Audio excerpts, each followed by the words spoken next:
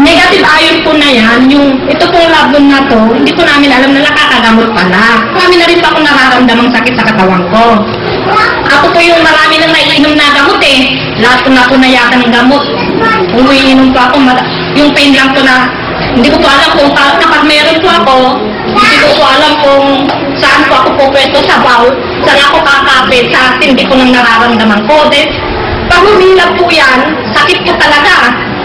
Hindi ko pumano, sabi kong lahat ng Diyos ko, saan ba, paano natin bang kakapitan ko? Yun kung ano ko, talagang masakit po siya pag meron po ako. So, pag umiinom naman po ako ng gamot, sinusuka ko po siya. Yung gamot po tinitake ko, hindi na po tinatanggap ng katawan ko eh. Pag nagpapatik po ako sa doktor, wala naman daw po, clear naman daw po yung lahat ng findings, clear naman po. So, ang sabi ko, bakit ganon? Yung dysmenorrhea ko po, ever since bata pa po ako. Ilang taon na rin po akong nagsasuffer ng dysmenorrhea ko po. Yung po pa, meron talaga ako, hindi pa ako makaupo sa bowl.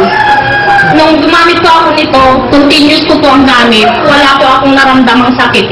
Hindi po naramdaman na meron po ako. Na parang feeling ko po talagang kaya-kaya kong dalhin kasi pag meron po ako, hindi po ako makalabas ng bahay dahil nga po masakit. Tapos, lagi nagsusuka, pupunta ako sa doktor. Tapos, nung gumamit po ako nito, itong Labmon, ano na po, parang bumalik po sa, ewan ko, hindi ko maramdaman kung meron ako o wala.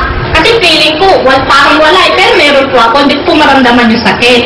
Tapos, ano po siya, maraming lumalabas na malalaking itim na dugo, buo po. Talagang hinihila niya po, mararamdaman niyo po yan na lalabas siya.